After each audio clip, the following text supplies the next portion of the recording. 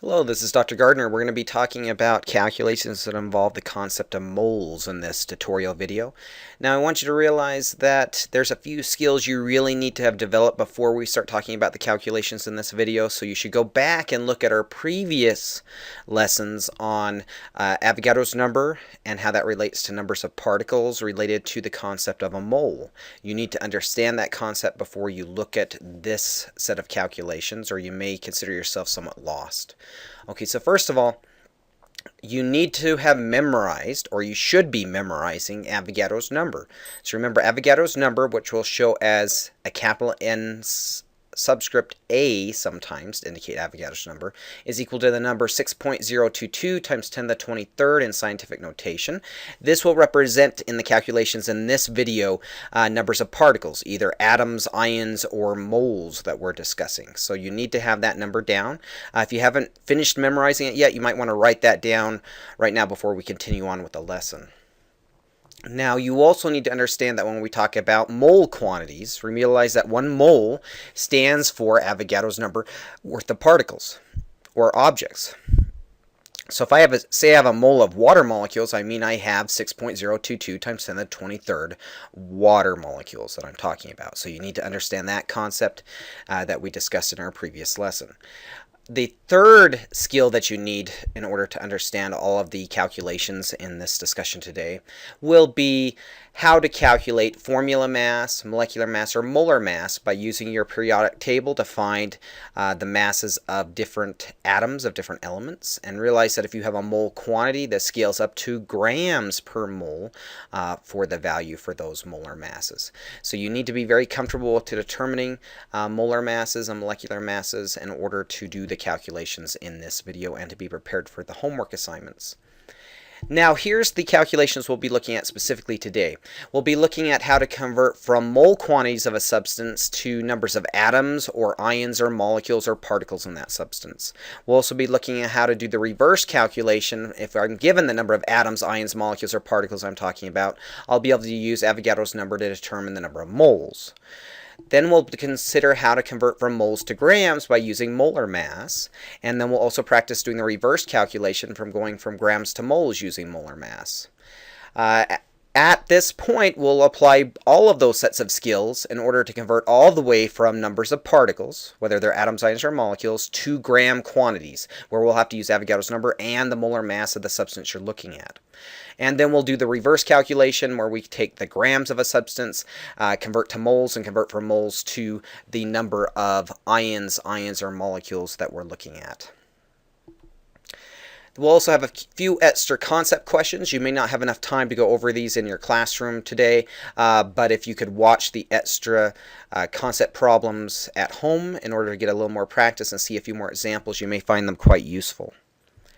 So first of all, remember that when we were talking about molar masses, we can use our periodic table to find the moles of the different elements we're talking about, and we can add up these moles of the molar masses of the elements we're talking about in a more complex formula to add up to an overall molar mass of that compound.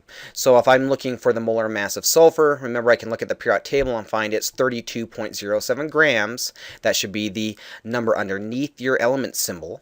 That's your grams per mole if I'm talking about molar masses. If I'm talking about a single atom, we'll be using atomic mass units, right? Okay, now if I'm talking about magnesium, I can look on the periodic table. It's an alkali metal, so it's in group 2. I should find that its molar mass is 24.31 grams. So I could go ahead and look up these molar masses for tin, silicon, copper, and you'll see I'm getting all of those molar masses for those elements from the periodic table. So I'm assuming you've already practiced this in our previous video, but I just wanted to mention this as a reminder. Be able to use your periodic table today, and you might want to make sure you have a periodic table handy and open in front of you as we look at the calculations we're discussing. Now, the first calculation we're going to consider is how many atoms of uranium you might have in a sample, and the sample size is going to be 7.11 millimoles of uranium. So I am expecting here for this calculation that you remember your metric unit conversions for your prefixes. So you need to understand what milli means with respect to a base unit. Now, I may not be dealing with seconds or liters or meters here, but I can apply those metric prefixes to other units, including moles. So if I have a millimole, that means I have 1,000th of of the base unit, which is moles. Okay, so we'll be using that as a conversion factor here in a moment. Now, first of all, if I want to convert from moles, let's say, to number of particles, we must have Avogadro's number memorized. And these are skills we're going to be used for the entire rest of the course, so it's very critical that you master everything that we're learning right now. These are very, very important skills we're working on. So if we look at the number of moles that I'm given, or if I'm given millimoles, I can convert that through a metric unit prefix conversion to moles. Once I have the number of moles, though, I can realize that by Avogadro's number, that's the number of particles, or the number of objects I have in those moles. So I can multiply by Avogadro's number times the number of moles I have to find the number of atoms, ions, or molecules, or particles I'm discussing. Okay, so this is the general technique. If I'm going from moles to number of particles, multiply by Avogadro's number. Okay, so let's look at this calculation. I'm starting with 7.11 millimoles of uranium. Once I have that number of millimoles of uranium, I need to convert the metric prefix first to get to my base unit of moles. Okay, so I need to be dividing by millimoles of the next conversion factor to get to moles, and I should realize that when I'm talking about the metric prefix milli, we're talking about thousands of the base unit, right? I mentioned that a couple times. So I have 1,000 millimoles of uranium for every 1 mole of uranium. So I need to divide the 7.11 millimoles by 1,000 to get to moles of uranium. Now, once I get to moles of uranium, we're to our new types of calculations for today. We would find at this point, if you wanted to stop and write down your answer for moles of uranium, since we divided by 1,000, that's 7.11 times 10 to the negative third moles of uranium in scientific notation. Now, once I have my moles of uranium, then I can convert to my number of atoms of uranium to solve this question by multiplying by Avogadro's number. So I need to realize for every 1 mole of uranium that I have, I should have 6.022 times 10 to the 23rd atoms of uranium. Okay, so if I go ahead and multiply my moles of uranium by Avogadro's number, I'd find in this sample that I have 4.28 times 10 to the 21st atoms of uranium. Now, don't just stop there. Think if your answer makes sense. Think if it makes sense that we should have a value to the 21st. Now, first of all, if I had an entire mole of uranium, I would have had 6.022 times 10 to the 23 atoms of uranium. So you need to ask yourself, do I have more or less than a mole that I begin with? I began with quite a bit less because I was dealing with millimoles in my quantity of my uranium. So I would expect to have less than a whole mole worth of atoms, which indeed I do. In fact, if you look at it, we have several orders of magnitude smaller with respect to the number of atoms because I had several orders of magnitude smaller than a whole mole of uranium to begin with. So if you kind of think about how logical your answer is in size, you'll catch errors in case you inverted one of your conversion factors.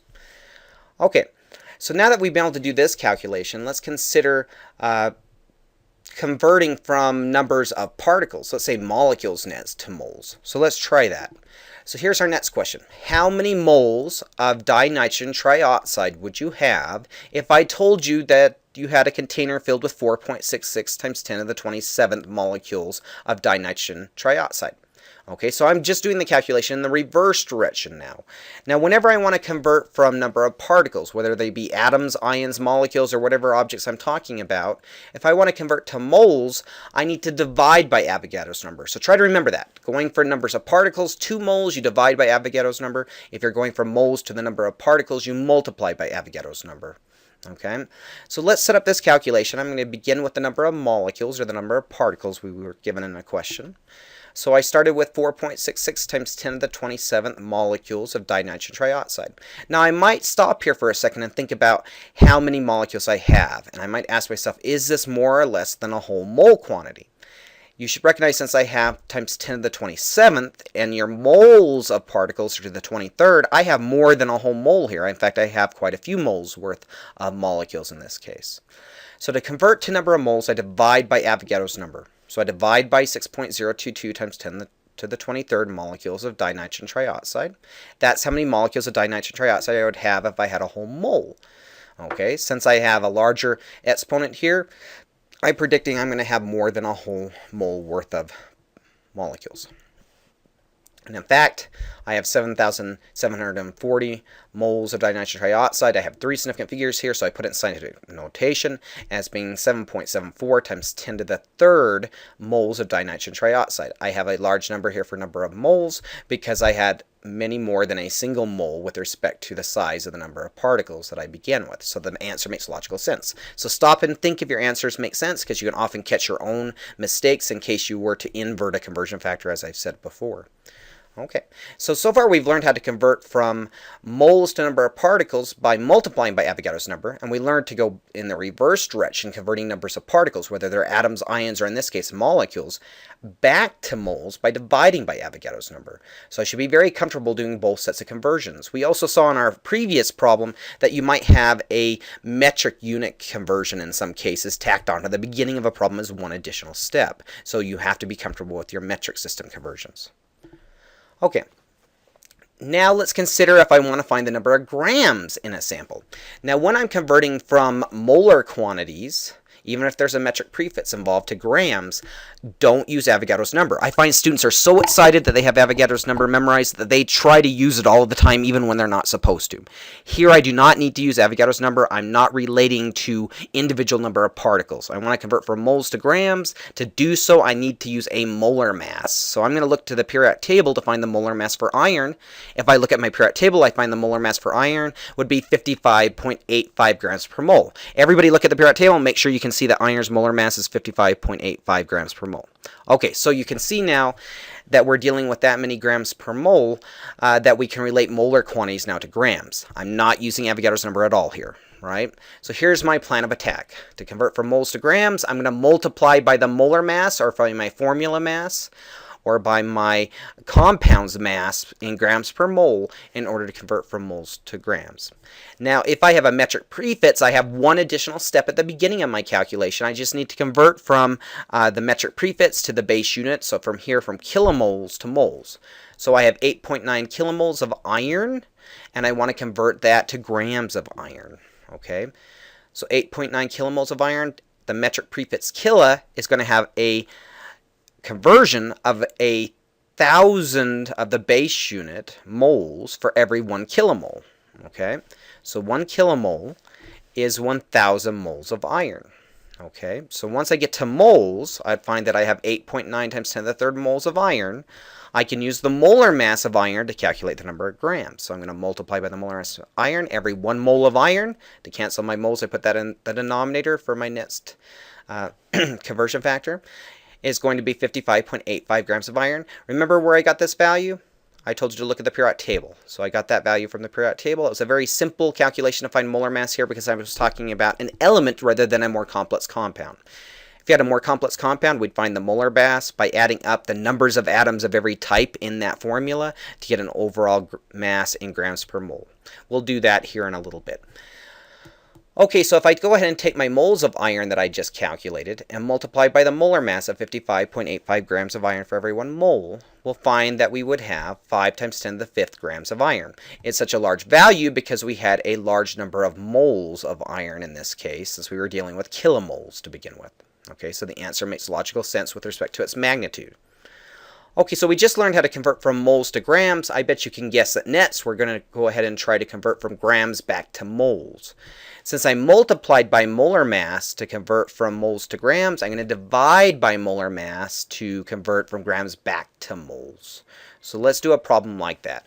So if I want to know how many moles of the molecular compound dinitrogen trioxide I have, when I'm given a sample that's 24.6 grams of dinitrogen trioxide, I'm going to first of all need to find a molar mass. What I'm going to be doing with that molar mass is I'm going to divide my gram quantity of the sample by the molar mass of the substance in order to convert back to moles. If you write down your units on every single calculational step, you'll catch your own errors in case you're inverting any of these calculations.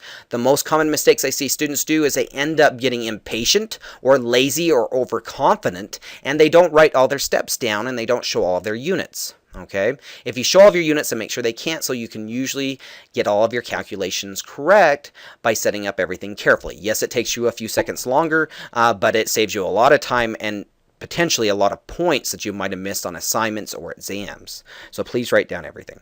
So I need to find the molar mass of my compound here. Now, since it's not an elemental species, I actually have a molecular compound with multiple elements and multiple atoms. I need to find a molar mass by adding up the mass of every atom in that formula. So I looked to the periodic table to find my molar mass, and I realized that I have 2 nitrogen atoms. The molar mass for nitrogen is 14.01 grams per mole. Since there's 2 of them, I multiplied by 2 to get 28.02. There's 3 oxygens in the formula for dinitrogen trioxide, so I multiplied by the molar mass from the periodic table for oxygen of 16, which gives me 48.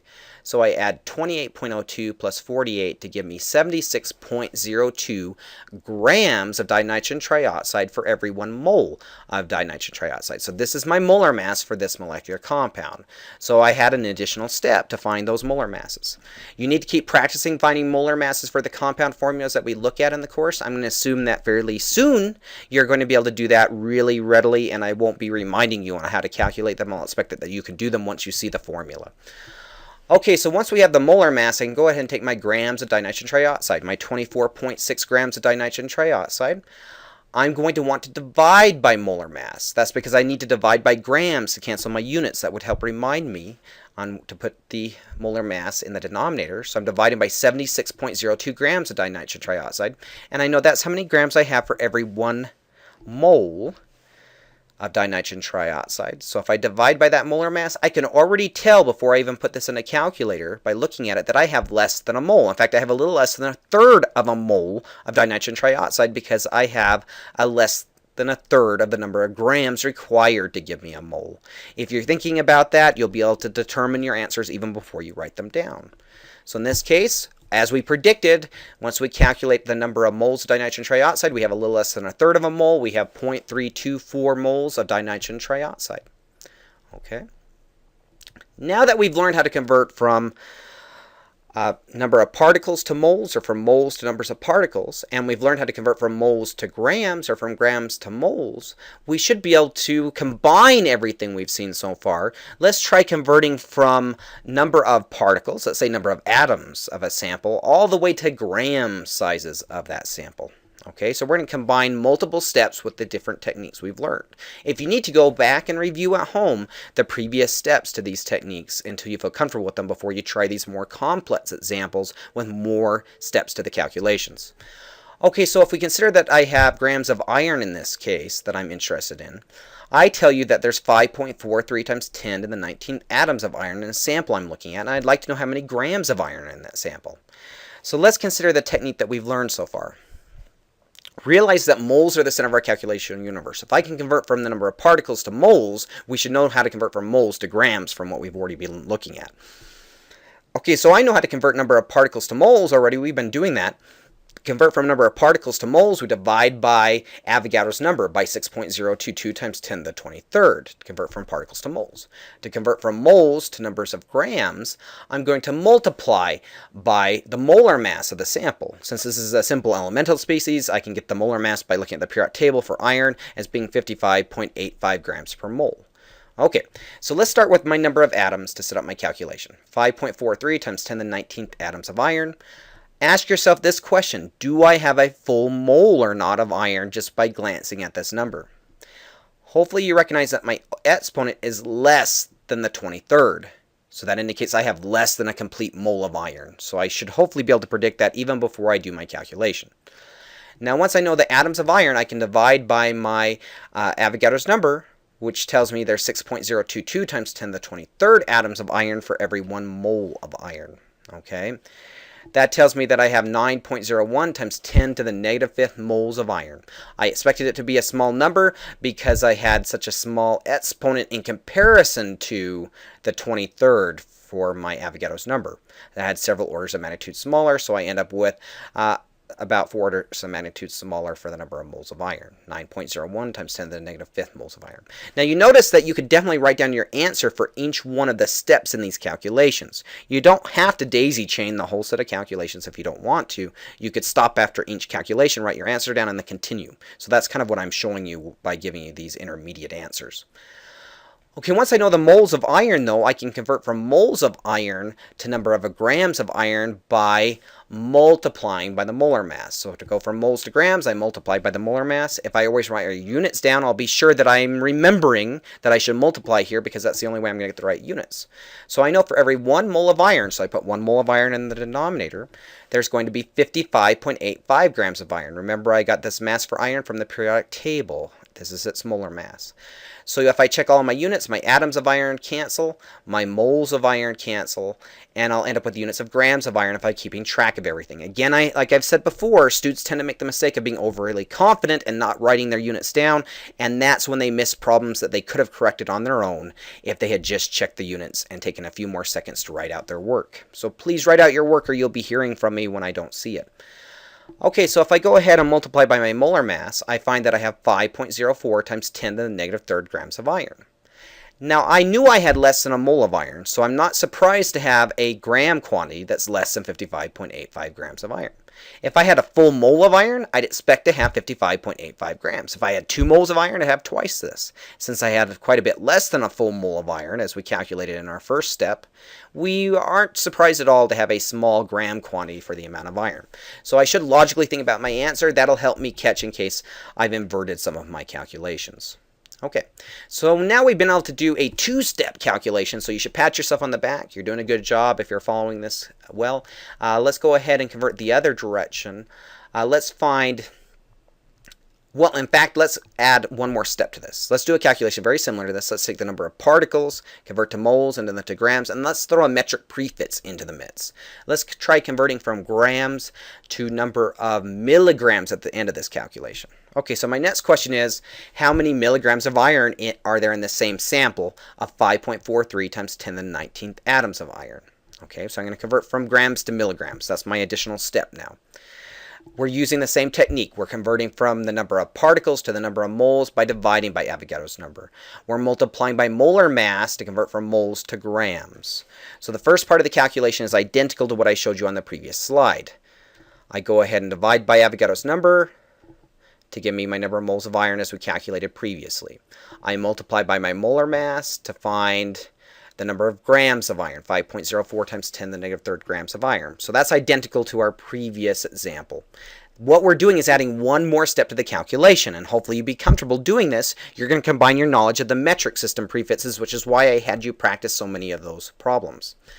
So now that we have grams of iron, we're going to convert from grams to milligrams. So we should recognize that there's 1,000 milligrams in 1 gram. So for every 1 gram of iron, I have 1,000 milligrams of iron. So I need to multiply my previous answer by 1,000. That gives me 5.04 milligrams of iron. It's a very useful metric prefix to use because once I convert to that milligrams of iron, it's very simple to put this as a standard number without using scientific notation, and it's easy to handle and work with. Okay, so be sure that you can convert with metric prefixes in these calculations, as well as doing your particles to number of moles calculations and your moles number of gram calculations. I should be able to throw some metric prefixes in there, and you would do just fine on the next exam. So if you've forgotten your metric prefixes, guess what? This is a comprehensive course. You need to go back and remind yourself and keep working those types of problems to improve your skills. Go back and look at those videos if you need to. Okay, so let's try converting the other direction. I'm going to give you a gram quantity of a substance. Let's convert back to the number of particles. Okay, so here's our problem. We want to know how many atoms of uranium we have in a sample that is 250 grams of uranium. Please note there's only 2 significant figures in the number as written because I did not show a decimal point. So I'm going to do the calculation with respect to 2 significant figures for the final answer. Now we're doing this calculation in reverse compared to the previous example. So I'm going to convert from grams to moles. So instead of multiplying by molar mass, to convert from grams to moles, I need to divide by molar mass. And then to convert from moles to number of particles, in this case number of atoms, I need to multiply by Avogadro's number rather than dividing by it. Okay, so let's start with my number of grams of uranium. I have 250 grams of uranium, and if I want to convert to number of moles, what I should do is divide by the molar mass of uranium. So remember that uranium is in the actinides, in the inner transition metals at the bottom of your periodic table. So if I look there, it's element 92 for the atomic number. If I look up its molar mass, it has a molar mass of 238 grams per mole. So I'm going to divide by the molar mass of uranium of 238 grams for every 1 mole of uranium. That'll give me my number of moles of uranium that I'm dealing with. Once I have my number of moles of uranium, we can go ahead and use Avogadro's number to convert from moles to number of atoms. Okay, So at this point, I'd find I had 1.1 moles of uranium. That shouldn't be surprising at all if I do that calculation, because I had more than 238 grams. If I had exactly 238 grams, I'd say I'd expect 1 mole of uranium. I had a little bit larger than that, 250 grams of uranium. So it doesn't surprise me at all that I have 1.1 moles of uranium. Okay. Now, once I have my moles of uranium, I should be able to recognize that for every 1 mole of uranium, I should have Avogadro's number worth of atoms. Right? So I have 6.022 times 10 to the 23rd uranium atoms. Remember when I said you should memorize Avogadro's number? Do you see we're using it a lot? Yes, so I need to memorize that. I didn't have to memorize the molar masses because my periodic table reminds me of the molar masses that I need. Okay, so if I multiply my 1.1 moles of uranium that I calculated in the first step by Avogadro's number, I'd find that I have 6.3 times 10 to the 23rd uranium atoms. That shouldn't be surprising. I had a little bit more than a full mole, right? I had 1.1 moles, so I have a number that's a little bit bigger than Avogadro's number. So I have 6.3 times 10 to the 23rd. I've written it to 2 significant figures because our original number here that was measured is only written to 2 significant figures. Okay. So you should be quite happy. You've seen examples on how to calculate conversions between moles to grams or grams to moles, from number of particles to moles, or for moles to number of particles. You've also been able to convert in 2-step calculations from grams to moles to number of particles, or from particles to moles to grams. You've also seen a few examples where we threw some metric prefix conversions where we had to add either at the beginning or the end of the calculation a conversion from a unit like milli or kilo, or any of the metric prefixes would be fair game on the next exam, so make sure you can do those conversions as well. Okay, so this slide might be very useful for your reference as you're trying to do the homework for the course and getting ready for the next exam. Realize that moles are the center of our calculational universe. If I can convert to moles, I can convert out of moles either to grams or number of particles very readily. If I'm converting from particles to moles, we divide by Avogadro's number.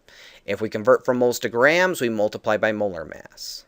If we convert from grams to numbers of moles, going the other direction, we divide by molar mass. If we convert from moles to number of atoms, ions, or molecules, we multiply by Avogadro's number.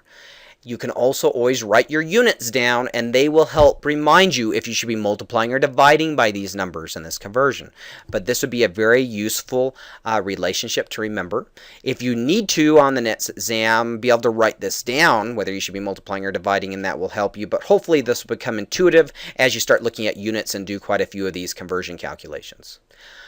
Okay, so at this point, if you have any extra time in your class, let's do a few extra problems. If you've run out of time in the class right now, I recommend that you watch these problems at home, try to work these problems out, and see the solutions. Okay, so let's say that we collect a fairly large raindrop and it weighs 50.0 milligrams for the mass of this raindrop. Now, if we assume the raindrop is fairly pure, let's assume it's pure water, let's calculate how many molecules of water are in the sample. So if you have any extra time, I recommend pausing the video right now. Try to go ahead and calculate the number of molecules that you have of water content in this molecule. Okay, now that you've tried to calculate this on your own, let's look at the solution for it. And I do highly recommend that you try to have calculated this on your own so you can practice these techniques where you can get a chance to get a little bit of help, or you can email and ask questions. You can also see where you tend to make mistakes so you can avoid those in the future. Okay, so I'm going to go ahead and take the mass of the raindrop. So I started with 50 milligrams with 3 significant figures, so 50.0 milligrams of my raindrop. We're assuming it's pure water. So the formula for water is H2O. Okay, so I'm going to first of all convert from milligrams to grams. So I have a metric unit conversion to begin with. So I know there's 1,000 milligrams for every 1 gram. So 1,000 milligrams of water for every 1 gram of water. So I could calculate that there's 5 times 10 to the negative 2 grams of water in my raindrop. Now, once I get to grams, now we're dealing with mole calculations. So we're going to go ahead here. I'm going to use a molar mass. So I have to be able to calculate the molar mass of water. I should be able to calculate the molar mass of water as being 18.02 grams per mole. If you're wondering where I'm getting that number, realize if I look at the periodic table, oxygen is 16 grams per mole. Hydrogen's 1.01 grams per mole to the second decimal place. And if I have 2 hydrogens, that adds up 1.01 plus 1.01 is 2.02. add the mass of oxygen of 16 to that, so I get 16 plus 2.02 gives me 18.02 grams of H2O for every 1 mole. If you need to write this down on your paper or on a chalkboard or a board, okay, so I have 18.02 grams of water for every 1 mole of water. Okay, that would allow me to calculate that I have 2.77 times 10 to the negative third moles of water. That makes sense that it's a fairly small number here because I had milligram quantities of water. I would have to have a whole 18 grams roughly of water to have a whole mole. So I should have a little bit less than a mole here. So that answer makes complete sense. Now to convert from my number of moles, remember I'm at the center of my calculational universe here. If I'm going to convert from my number of moles to my number of molecules, or number of particles in this case, right, I can go ahead then and realize I need to multiply by Avogadro's number to convert from moles to numbers of molecules. So for every 1 mole of water, I should recognize that I have 6.022 times 10 to the 23rd molecules of water. Okay, so make sure your units cancel. So milligrams should cancel here, your grams should cancel, your moles should cancel, and you should end up with units of molecules of water. So we end up with 1.67 times 10 to the 21st molecules of water. The magnitude of the answer makes sense because I should have less than a mole, so I should have less than to the 23rd for the number of particles. So this makes complete sense for a sample this size. So if you picked that answer on the previous question, then you had the right answer. You'll notice that some of the other possible answers may have been produced if you had inverted some of these conversion factors. Some of them wouldn't have made sense at all to have to a negative exponent for number of molecules of water because that would be far too small. Wouldn't make sense to have a portion of a molecule.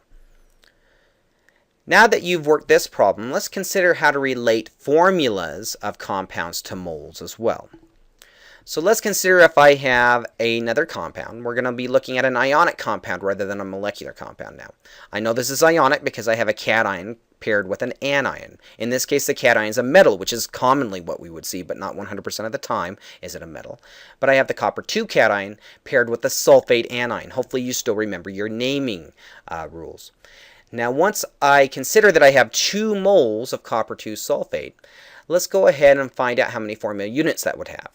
Okay, so if I have 2 moles of copper 2 sulfate, I should recognize for every 1 mole of copper 2 sulfate, the formula is merely the entire chemical formula that I've written down.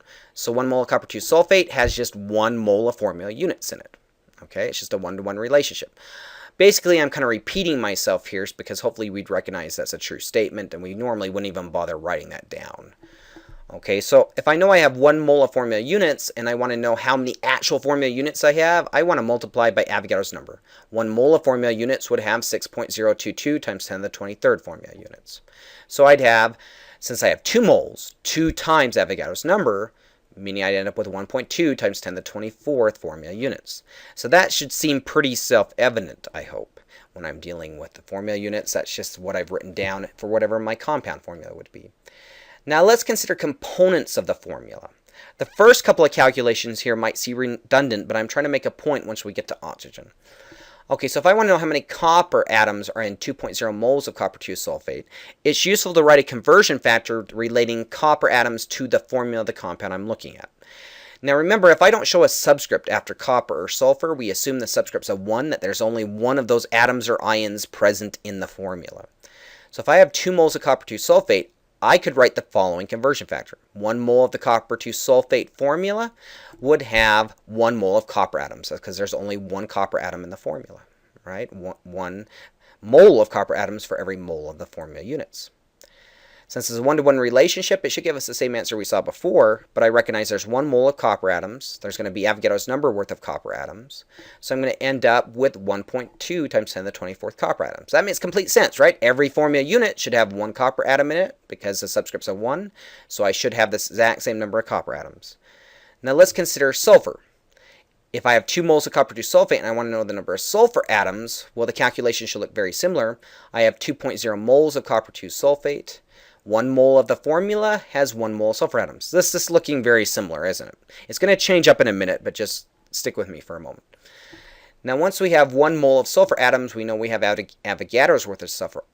Avogadro's number worth of sulfur atoms. So I again still have 1.2 times 10 to the 24 sulfur atoms. It makes complete sense that the number of formula units that I had would be equal to the number of copper atoms and the number of sulfur atoms because there are 1 as the subscripts in the formula. However, oxygen differs, doesn't it? So now we should get a different answer. If I want to know how many atoms of oxygen are in 2.0 moles of copper 2 sulfate, recognize that 2.0 moles of copper 2 sulfate, for every 1 mole of copper 2 sulfate, there would actually be 4 moles of oxygen atoms, right? Because there's a subscript 4 in the formula. There's 4 oxygen atoms in that sulfate anion. So this is a 1 to 4 relationship. Students will often forget this relationship or find this confusing, but if you just stop and look at the formula, it should make complete sense. For every copper cation or every sulfur atom, there would be 4 oxygen atoms in the formula. So I need to multiply 2 moles of copper 2 sulfate by 4 to get the moles of oxygen atoms present in the sulfate ion. Now once I know the moles of oxygen atoms, I can multiply by Avogadro's number to give me the number of oxygen atoms in this sample. So I have 4.8 times 10 to the 24th oxygen atoms. Okay? So be very careful. I might ask you questions where I ask you to determine the number of ions present in a compound sample or the number of atoms present in a compound sample, and you frequently will have to compare this molar ratio that I'm getting from the chemical formula to solve those types of problems. So don't be surprised if you see one like that on the exam. Okay, let's do another calculation similar to this. How many chloride ions would be present in a sample that is 1.5 moles of aluminum chloride? Okay, so if you want to go ahead and pause the video for a moment here, you can try to answer this, and then I'll work through the solution with you.